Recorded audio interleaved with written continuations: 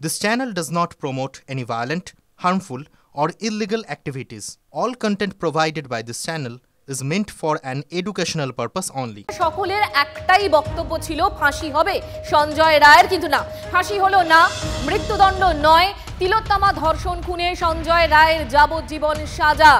দোষী সিভিক সঞ্জয়কে যাবজ্জীবন সাজা শোনালেন শিয়ালদা আদালতের বিচারক অনির্বাণ দাস এবং আজকের সাজা ঘোষণা পর্ব ইতিমধ্যেই শেষ হয়ে গিয়েছে। আর কিছুক্ষণের মধ্যেই সঞ্জয় রায়কে বের করে নিয়ে আসা হবে, অর্থাৎ সেখানেও ব্যস্ততা চরমে। সেই ছবিও আপনাদেরকে আমরা দেখাবো, কারণ সকাল থেকে প্রত্যেক মুহূর্তের আপডেট আপনাদেরকে আমরা দেখিয়েছি।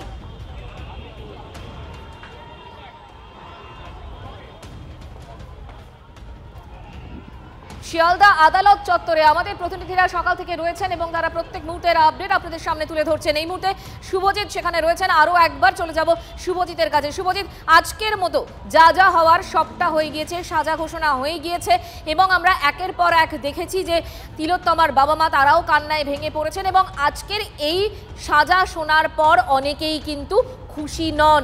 এই মুহূর্তের ছবিটা কি শুভজিৎ? দেখো, একটু আগে চিকিৎসকরা যে কথা বলছিলেন যে আজকে যেটা হয়ে গেছে এটা থেকে সূচনা হলো, আগামী দিনে তারা আইনি লড়াই লড়বেন, তারা রাস্তাতেও থাকবেন। আমরা দেখলাম 2:44 নাগাদ বিচারক তার কক্ষে আসেন। তিনি বলেছিলেন 2:45 প্রত্যেকে আসার জন্য। 2:55 নাগাদ তিনি তার কক্ষ থেকে বেরিয়ে যান। এই 44 থেকে 55 এই সময়ের মধ্যে 2:50-52 নাগাদই কিন্তু ঐতিহাসিক রায়টা তিনি দিয়েছেন, যে রায়ের দিকে তাকিয়েছিল গোটা দেশ, এমনকি প্রবাসী যারা ভারতীয় আছে, প্রবাসী যারা বাঙালি আছেন, তারা প্রত্যেকেই। কারণ আমরা দেখেছিলাম প্রত্যেকেই রাস্তায় নেমেছিলেন, তারা বলেছিলেন উই ওয়ান্ট জাস্টিস। কি সাজা ঘোষণা করেছেন বিচারক পুরোটাই তো দেখিয়ে দিলাম। কিসের ভিত্তিতে আইনজীবী মহল তা নিয়ে নানা কথা বলছেন, নানা রকমভাবে আলোচনা হচ্ছে। আমি যদি পারি একবার দীপঙ্করকে ছবিটা দেখাতে বলি। এই মুহূর্তে আস্তে আস্তে ভ্যান রেডি হচ্ছে, সঞ্জয়কে হয়তো নিয়ে বেরোবে একটু পরেই, কারণ পুলিশি পোস্টিং দেখছি, পুলিশি মোতায়েন করা হচ্ছে আস্তে আস্তে আদালতের দিকে। আমরা এর আগে দেখেছিলাম যখন সঞ্জয়কে কোর্টে নিয়ে আসা হতো তখন প্রিজন ভ্যানের এই যে শাটারগুলো সেগুলো খোলা ছিল, কিন্তু সঞ্জয় যবে থেকে বলা শুরু করলো, বাইরে কথা বলা শুরু করলো, তবে থেকে প্রিজন ভ্যানের এই শাটারগুলো বন্ধ রাখতে শুরু করে পুলিশ। আজকেও কিন্তু প্রিজন ভ্যানের এই শাটারগুলো বন্ধ রয়েছে। এখন দেখা যাক সঞ্জয় নিয়ে বের করার পর সঞ্জয় কোনো কথা বলে কিনা, কিংবা এর আগে আমরা দেখেছিলাম সঞ্জয় বলার চেষ্টা করেছিল, পুলিশের তরফ থেকে এমন ব্যবস্থা করা হয়েছিল যাতে সেই কথা বাইরে না আসে। আজকে দেখা যাক, আজকে পুরো বিষয়টা এখনো পর্যন্ত পরিষ্কার নয়। শুভজিৎ, দেখো এতদিন ধরে কোর্ট চত্বরের দিকে নজর রাখছি। দেখো সবাই মিলেই তো চেয়েছিলেন যে ফাঁসি হোক এবং কিছুক্ষণ আগে মুখ্যমন্ত্রী মমতা বন্দ্যোপাধ্যায়ের বক্তব্য আমরা দর্শকদের শুনিয়েছি, তিনিও কিন্তু একই কথা বলছেন। আমার তোমার কাছে বক্তব্য, আইনজীবীদের সঙ্গে তোমার তো বারবার কথা হয়েছে, তারা কি বলছেন, তাদের পর্যবেক্ষণ কি যে যাবজ্জীবন, ফাঁসি নয়, তার পেছনে কারণটা কি কি উঠে আসছে? দেখো, তখনও রায় ঘোষণা করেননি বিচারক। ঠিক 2:30 নাগাদ এইখানে শিয়ালদা আদালতের বেশ কয়েকজন আইনজীবী বাইরে এসে তারা বিক্ষোভ প্রদর্শন করছিলেন। তাদের সঙ্গে যখন আমরা কথা বললাম তারা বললেন যে কোনো বিচারক বা বিচারপতি তথ্যের ওপর নির্ভর করে তার রায়টা দেন। এখানে তার কাছে যে তথ্যগুলো প্রডিউস করা হয়েছে তার উপর ভিত্তি করে তিনি রায়টা দিয়েছেন বা রায়টা দেবেন। তখন 2:30টার সময় বিক্ষোভ দেখাচ্ছিলেন এখানে আইনজীবীরা। তারা সরাসরি একটা কথাই বললেন, সিবিআইয়ের দিকে আঙুল তোলেন। তারা বললেন সিবিআই কি তাহলে সঠিক তথ্য প্রমাণ দিতে পেরেছে? সিবিআই বারংবার বলেছে বৃহত্তর ষড়যন্ত্র, কিন্তু কোথায় কি? শুধু মুখে বললেই তো হবে না, তার একটা তথ্য প্রমাণ প্রডিউস করতে হবে কোর্টের কাছে টেবিলে। কোথায় কি? এই প্রশ্নগুলো কিন্তু তারা তখনই তুলতে শুরু করে দিয়েছিলেন। সুপ্রিয় আমাদের সঙ্গে রয়েছেন, আমাদের সহকর্মী, যাবো সুপ্রিয়র কাছে। সুপ্রিয়,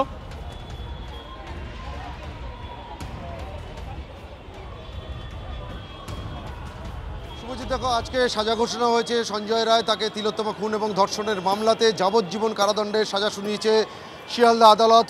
ফার্স্ট এডিজে অনির্বাণ দাস তিনি এই রায় ঘোষণা করেছেন বা সাজা ঘোষণা করেছেন। তবে সমাজের বিভিন্ন স্তরের মানুষ, চিকিৎসক থেকে শুরু করে আইনজীবী থেকে শুরু করে এমনকি তিলোত্তমার বাবা মা, তার পরিবারের সদস্যরা, তারা কিন্তু তার সর্বোচ্চ শাস্তি হিসেবে মৃত্যুদণ্ডের ফাঁসির সাজার কিন্তু তারা আশা করেছিলেন বা সেই সাজা হবে এমনটাই তারা কামনা করেছিলেন। কিন্তু কোথাও গিয়ে এই যে সাজা ঘোষণা হলো তাতে কোথাও গিয়ে সমাজের একটা বড় অংশের মানুষ তারা কিন্তু হতাশ, কারণ তারা যে সর্বোচ্চ শাস্তি হবে বলে আশা করেছিলেন সেই জায়গা থেকে যাবজ্জীবন যে কারাদণ্ডের সাজা বা নির্দেশ বিচারক দিয়েছেন সেখান থেকে কিন্তু তারা কোথাও গিয়ে একটা হতাশার মধ্যে রয়েছেন এমনটা কিন্তু মনে করা হচ্ছে। কারণ সমাজের বিভিন্ন স্তরের মানুষের যে রিয়াকশান আমরা ইতিমধ্যেই পাচ্ছি তাতে কিন্তু তেমনটাই সামনে উঠে আসছে। তবে সিবিআইয়ের তরফ থেকে আজকে আদালত আদালতে বা ইতিপূর্বে যখন সাক্ষ্য গ্রহণ বা ট্রায়াল চলছিল সেই সময় বিভিন্ন সময় কিন্তু আমরা যেটা দেখেছি সিবিআই। সুপ্রিয় সঙ্গে থাকো, তোমার কাছে আসবো। শ্রাবন্তী সাহা আমাদের সঙ্গে রয়েছেন, আমাদের সহকর্মী। শ্রাবন্তী, আজকে দুটো পার্টে হয়েছে শুনানি, একটা 12:34 থেকে 1:15 পর্যন্ত, আরেকটা 2:45 থেকে 2:55 পর্যন্ত। এই দুটো পার্ট এটি কি কি হলো? দেখো, একেবারে শুরুতে সঞ্জয় রায়ের কাছ থেকে বিচারক জানিয়ে দেন যে তাকে 64-66 ধারায় দোষী সাব্যস্ত করা হয়েছে।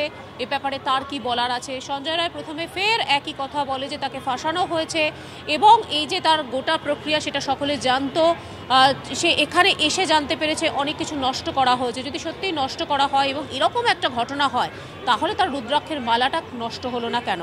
যদিও বিচারক সেটাতে খুব একটা আমল দেননি। তার বক্তব্য, এতদিন ধরে আপনাকে আলাদা করে জিজ্ঞাসাবাদ করা হয়েছে, সেখানে এই প্রসঙ্গ আপনি তুলে আনেননি। একই সঙ্গে যাবতীয় এভিডেন্স, প্রমাণ সব কিছু মিলিতভাবে মনে হয়েছে একমাত্র দোষী আপনি। এবং তারপর ফের সেই সময় সঞ্জয়ের হয়ে তার আইনজীবী যারা ছিলেন লিগাল এডের পক্ষ থেকে, তারাও বলেন যে যাতে সর্বোচ্চ সাজা না দেওয়া হয়, সিবিআই এর বিরোধিতা করে। দ্বিতীয়ার্ধে শুভজিৎ যখন 2:45 পরে 2:50 নাগাদ রায় পড়তে শুরু করেন, প্রথমেই বিচারক জানিয়ে দেন এটা রেয়ারেস্ট অফ দ্য রেয়ার নয়। অর্থাৎ ফাঁসির সাজা কোথায় হচ্ছে, যে কোনো অপরাধের ক্ষেত্রে বিরলতম ঘটনার ক্ষেত্রেই একমাত্র ফাঁসির সাজার কথা বলা রয়েছে। যাবতীয় প্রমাণস্বরূপ বিচারকের যেটা মনে হয়েছে যে এটা ফাঁসির সাজা কখনোই হতে পারে না এবং তার উপযুক্ত প্রমাণ হিসেবে তিনি তার জাজমেন্টে যাবতীয় জিনিসপত্র লিখেছেন। একই সঙ্গে তার বক্তব্য, পরিবার তাদেরকে ক্ষতিপূরণ দিতে হবে দুটো ভাগে, একটা হচ্ছে 10 লক্ষ টাকা যেহেতু মৃত্যু হয়েছে। শ্রাবন্তী দেখো, তার মানে হচ্ছে যা যা তথ্য প্রমাণ সামনে এসছে সেগুলো বিরলতম ঘটনা বলার জন্য যথেষ্ট নয়, এটাই তো বক্তব্য বিচারকের। সেই সঙ্গে মঞ্জিরা আরও একটা গুরুত্বপূর্ণ যেটা আইনজীবীরা বলছেন যে বিচারক পরিষ্কার জানিয়ে দিয়েছেন যে তদন্তে বেশ কিছু জিনিসপত্র এখনো অধরা থেকে গেছে। কনফিউশন, এই কথাটা তিনি বলেছেন, বিভ্রান্তিকর রয়েছে, যে প্রশ্নগুলোর উত্তর পাওয়া যায়নি, যার জন্যই সঞ্জয় রায়কে শেষ পর্যন্ত দোষী সাব্যস্ত করা হয়েছে। তাকে আজীবন আমৃত্যু কারাদণ্ড দেওয়া হয়েছে, কিন্তু তার ফাঁসির সাজা হয়নি। এখন দুটো অ্যাসপেক্ট উঠে আসতে পারে, একটা হচ্ছে সঞ্জয় রায় সে মৃত্যুদণ্ড পেল না, আমৃত্যু চলে গেল। একই সঙ্গে আরও বেশ কিছু প্রশ্ন উঠে আসছে যে কোথাও গিয়ে তাহলে বারবার যেটা সব পক্ষের লোকেরা বলছিল যে সঞ্জয় কি একা দোষী, নিশ্চিত এর পিছনে আরও অনেকে থাকতে পারে। যেহেতু জাজ নিজে এই কথাটা বলেছেন যে তথ্য যে সিবিআই যেরকমভাবে তদন্ত করছিল সেটা যথেষ্ট বিভ্রান্তিকর ছিল, সেক্ষেত্রে আরও নতুন নাম উঠে আসতে পারে কিনা সেটাও উঠে আসছে। নিশ্চিতভাবে কোনো না কোনো পক্ষ আদালতে যাবেন, উচ্চ আদালতে যাবেন, সেখানে আবারও এই শ্রাবন্তী, এখান থেকে আমার একটা প্রশ্ন, দেখো একটা চ্যাপ্টারের একটা অংশ ক্লোজ হলো, কিন্তু আজকে কোর্টে দাঁড়িয়ে পরপর দুদিন সঞ্জয় বলছে তাকে ফাঁসানো হয়েছে, সে কোনো দোষ করেনি। কে ফাঁসিয়েছে, কেন ফাঁসিয়েছে, কি উদ্দেশ্য নিয়ে ফাঁসিয়েছে, এই প্রশ্নগুলো থেকে কি তদন্তে নতুন কোনো চ্যাপ্টার খুলতে পারে? আইনে কোনো প্রভিশন আছে? এটা তো আদালতে রেকর্ড হয়েছে সঞ্জয়ের বক্তব্যগুলো। নিশ্চিতভাবে শুভজিৎ, যখন উচ্চ আদালতে এই গোটা বিষয়টা যাবে তখন বিচারপতি যদি কোথাও গিয়ে মনে হয় যে তদন্ত সঠিকভাবে হয়নি, সেখানে তিনি ফের নতুন করে সিবিআইকে বলতে পারেন তার যে বিষয়গুলো, লুফলসগুলো এখনো পর্যন্ত রয়েছে, যে ত্রুটিগুলো উঠে আসছে সে ব্যাপারে ফের নতুন করে রিপোর্ট দিতে বলতে পারেন। কিন্তু এটা তো প্রশ্ন, সারা ভারতবর্ষ যে মামলাটির দিকে তাকিয়ে রয়েছিল, সিবিআইকে দেওয়া হয়েছিল, সেই মামলায় এমন একটা তদন্ত সিবিআই করলো যে নিম্ন আদালতের বিচারক পর্যন্ত সেই তদন্ত নিয়ে প্রশ্ন তুলছেন। একই সঙ্গে 5 মাস ধরে তদন্ত করে গেল সিবিআই, একটা নতুন ইনফরমেশন সিবিআই এর হাতে এলো না। ফলে আজকের সাম্প্রতিকভাবে যেমনভাবে সঞ্জয় রায়ের একদিকে যেরকম সর্বোচ্চ সাজা তার পরিবারের পক্ষ থেকে চেয়েছিলেন সেটা ফাঁসির সাজা, সেটা না হতে পারে, কিন্তু তার সঙ্গে সিবিআই এর যে ভূমিকা সেটাও কিন্তু পরবর্তী সময়ে তোমার সঙ্গে কথা হবে, শুভজিৎ তোমার সঙ্গে কথা হবে। আমরা একের পর এক বিশেষজ্ঞদের সঙ্গেও কথা বলছি। অপরাজিতা আট্ট তিনি কি বলছেন, রূপাঞ্জনার সঙ্গেও আমরা কথা বলেছিলাম, একই সঙ্গে পরমব্রত চট্টোপাধ্যায়ের বক্তব্য রইল আপনাদের জন্য ব্যাক টু ব্যাক। কার্যকর কাণ্ডে যে শিয়ালদা আদালতে সঞ্জয় রায়কে নিয়ে যে শুনানি হলো, তার মধ্যে মৃত্যু কারাদণ্ড আমরা কোথাও মনে হয়েছিল যে সেটা হয়তো হবে, কারণ এতগুলো আগে এত কেস বা বিভিন্ন সময় the nature of the case সবকিছু দেখে যেটা যতদূর আমরা বুঝতে পেরেছি, যেহেতু আম, উনি বললেন, আমাদের জাজ সাহেব বললেন, অনির্বাণ, উনি বললেন যে ইটস নাকি rarest of the rarest case নয়।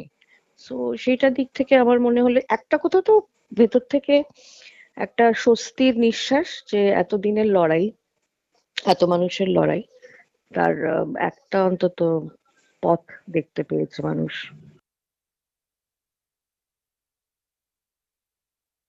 যথেষ্ট তদন্ত হয়েছে, যথেষ্ট কিছু হয়েছে, মানুষ অনেক চেষ্টা করেছে, সাধারণ মানুষ যেভাবে পথে নেমেছে তারাও অনেক চেষ্টা করেছে, কিন্তু তারপরেও যদি এই সিদ্ধান্ত হয়ে থাকে যে শুধু সঞ্জয় রায়ই দোষী, এবং এজেন্সি যদি সেটাই বলে থাকে এবং কোর্ট যদি সেটাই রায় দিয়ে থাকে, তাহলে নিশ্চয়ই ওই দোষী, যাবজ্জীবন কারাদণ্ড হয়েছে।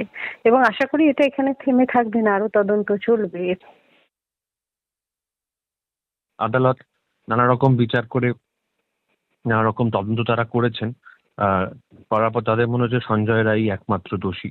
তো তাই জন্য তারা তাকে শাস্তি দিয়েছেন। যদি তিনি দোষী হয়ে থাকেন, মানে আমাদের তো দেখো, আমাদের সাধারণ মানুষ হিসেবে তো আদালত বা বিচার ব্যবস্থার ওপর ভরসা না রেখে তো উপায় নেই কোনো। এখন আমার যদি মনে হয় যে না, এটা করে অনেককে আড়াল করা হলো, কারোর মনে হতেই পারে সেটা, কিন্তু আমাদের তো ফাইনালি বিচার ব্যবস্থার ওপর, আদালতের ওপর ভরসা রাখতেই হবে, না হলে আমরা তো ভরসাটা কার ওপর রাখবো?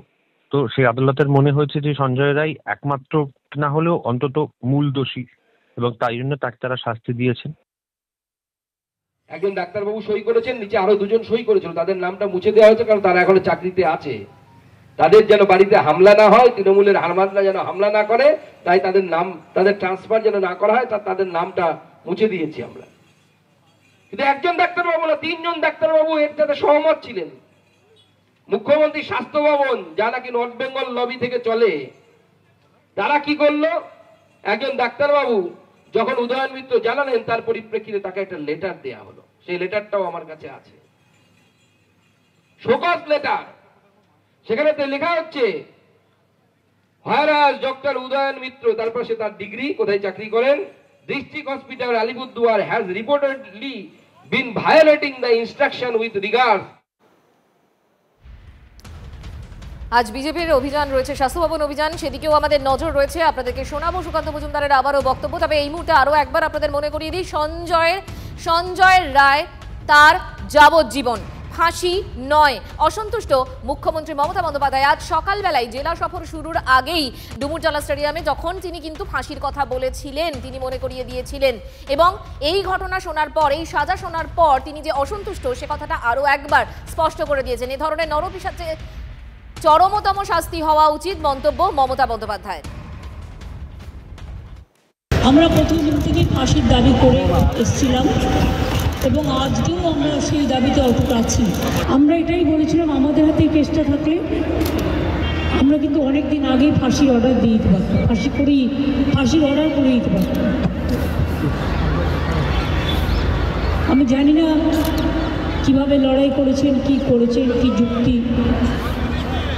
আমাদের হাত থেকে তো কেসটা ইচ্ছা করে কেড়ে নিয়ে চলে গেল। আমরা তো বলেছিলাম, আমরা যদি করতে না পারি তাহলে আপনারা সিবিআইকে দিন, আমার কোনো আপত্তি নেই, কারণ আমরা চাই বিচার হোক। এই নরক বিচারদের চরমতম শাস্তি হওয়া উচিত। আই এম নট স্যাটিসফাইড, কারণ আমি ফাঁসি হলে অন্তত মনকে সান্ত্বনা দিতে পারতাম। একই সঙ্গে কুণাল ঘোষের বক্তব্য শোনাবো আপনাদের। রাজ্য পুলিশ বিভিন্ন জেলায় যে ঘটনাগুলি ঘটেছিল তাতে শেষ পর্যন্ত ফাঁসির রায় হয়েছে, বিচারকরা দিয়েছেন। কিন্তু আরজি করের ক্ষেত্রে আমরা দেখলাম বিচারক ফাঁসির সাজা দিলেন না। বিচারকের সিদ্ধান্তের উপর আমাদের কিছু বলার নেই। এখন কলকাতা পুলিশের হাতে তো তদন্ত নেই, তদন্তটা সিবিআই এর হাতে। এখন সিবিআই হায়ার কোর্ট যাবে কিনা, কলকাতা হাইকোর্টে গিয়ে এই রায় চ্যালেঞ্জ করে ফাঁসি চাইবে কিনা, এটা সিবিআই এর বিষয়।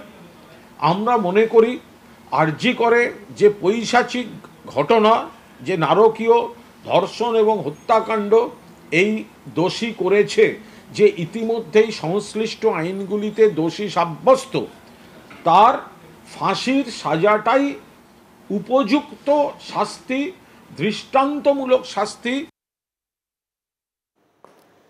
অধীর রঞ্জন চৌধুরীর বক্তব্য আমরা পেয়েছি, শোনাবো আপনাদের। পাশাপাশি বিকাশ রঞ্জন ভট্টাচার্য কি বলছেন শুনুন। রাজ্য এখন দেখাতে চাইছে সিবিআই ফেল, তার জন্য এই অপরাধীকে ছেড়ে দিয়ে প্রমাণ করাতে পারে যে দেখো সিবিআই পারলো না, আমরা কি করব। কোটি কোটি টাকার খেলা আছে এর পিছনে। পশ্চিমবঙ্গের প্রশাসন, পশ্চিমবঙ্গের সরকার নিজেরাই ব্যাপারে উদাসীন। না তো যে পরিবারের কাছে মুখ্যমন্ত্রী মমতা ব্যানার্জি কুমিরের কান্না কেঁদে সহানুভূতি আদায় করতে গেছিলেন, আজকে সেই পরিবারের পাশে নেই কেন মমতা ব্যানার্জি? স্বাভাবিক রায়, বিচারপতি এটাকে যাবজ্জীবন কারাদণ্ড দিয়েছেন, তো যথেষ্ট কঠিন সাজা। মৃত্যুদণ্ড না দিয়ে ঠিকই করেছেন বলে আমার মনে হয়। প্রথমত মৃত্যুদণ্ড থাকাই উচিত না। এখন বিচারপতি সমস্ত তথ্য প্রমাণ ঘেঁটে এই রায় দিয়েছেন। এখন এই রায়ের বিরুদ্ধে যিনি সাজাপ্রাপ্ত তিনি আদালতে, উচ্চ আদালতে যেতে পারেন, এটা তো অসুবিধা কিছু নেই।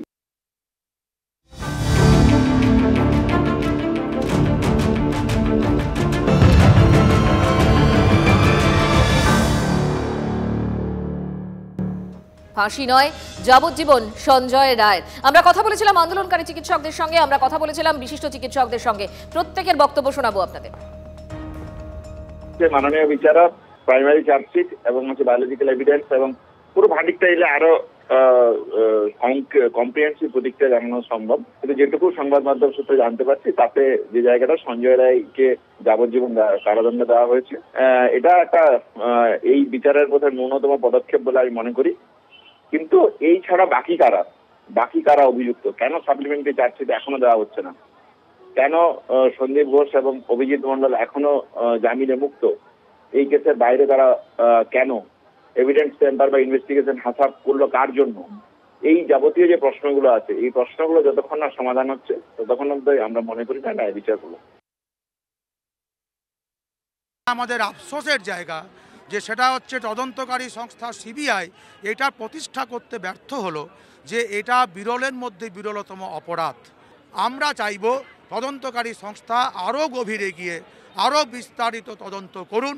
বহু প্রশ্ন রয়ে গেছে যেগুলির সদুত্তর আমরা পাইনি। এই বৃহত্তর ষড়যন্ত্রের চক্র, প্রমাণ লোপাটের সঙ্গে যারা যুক্ত, প্রত্যক্ষ অপ্রত্যক্ষভাবে যারা জড়িত আছে, তিনি যে পদেই থাকুন, যত বড় উঁচু পদেই তিনি থাকুন, তাদের কিন্তু এই তদন্তর প্রক্রিয়ার মধ্যে নিয়ে এসে বিচার প্রক্রিয়াটা দ্রুত সম্পন্ন করতে।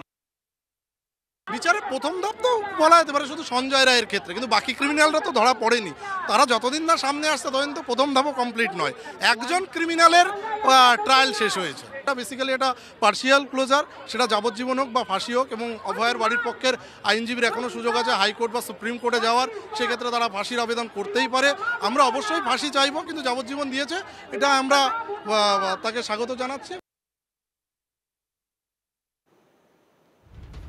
এই মুহূর্তে আমাদের সঙ্গে টেলিফোনে সরাসরি রয়েছে নির্ভয়ার বাবা। आज जो हुआ है लाइफ इम्प्रिजनमेंट, तिलोत्तमा का जो संजय राय जो है उसका लाइफ इम्प्रिजनमेंट हुआ है, इसको आप कैसे देख रहे हैं? आपका प्राइमरी रिएक्शन क्या है? देखिए, सबसे पहले तो ये है कि केस अच्छी और बुरी कहाँ होती है। एक केस बनाता है कौन? पुलिस वाले जब भी उनके हाथ में केस जाती है तो उनके ऊपर निर्भर करता है कि वो एविडेंस क्या जुटा रहे हैं। संजय राय फंसा है, लेकिन ये अकेला बंदा नहीं है, इसके साथ 2-4 आदमी और हैं, लेकिन पुलिस ने तो एक ही को पकड़ा है। इनके पास कौन सा सबूत था हमें नहीं पता है, लेकिन अगर सबूत नहीं होगा उसको सजा कहाँ से मिलेगी? और भारत का कानून तो एक ऐसा कानून है कि अगर जज अगर गलत को भी कह दे कि सही है तो उसको मानना पड़ेगा। सुप्रीम कोर्ट के एक जज ने, वकील ने मेरे को बताया जब हम लोग के केस लड़ रहे थे, तो उसने कहा था कि न्याय मिलती नहीं है, जो कोर्ट कह देती उसको मानना पड़ता है। तो वही यहाँ पे हुआ है। अच्छा, आपको क्या लगता है? सब लोग कह रहे थे कि फांसी चाहिए, फांसी नहीं हुआ है, तो आपको क्या लगता है ठीक हुआ है या नहीं? नहीं, गलत हुआ है। फांसी होनी चाहिए थी। अब फांसी होनी क्या, फांसी तो अभी सजा सुनाई जाएगी ना, सुनाई जाती। अभी तो नहीं, फांसी तुरंत हो नहीं जाती। तो फांसी की एक सजा सुना दी जाती है।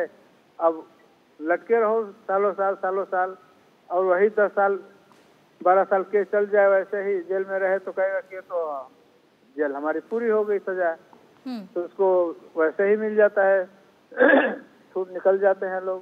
तो ये जो कुछ हुआ है सही नहीं हुआ।